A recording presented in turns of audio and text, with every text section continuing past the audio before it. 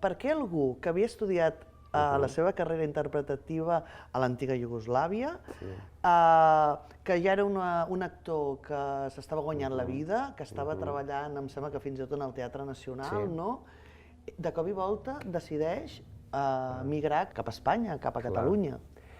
Pues, en el moment, mentre s'estudiava, el temps que es vivia a l'antiga Iugoslàvia als anys 90 eren molt complexes, no? Era diàriament a la pressió de supervivència, de nivell personal també, una existència cada vegada a nivell personal i emotiu decadent, i llavors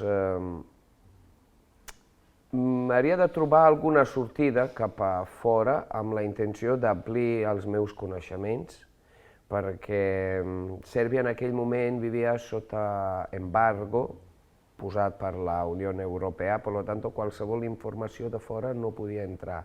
Per tant, el que han fet era aïllar el país, com un càstig pel règim que es vivia en aquells temps a Sèrbia.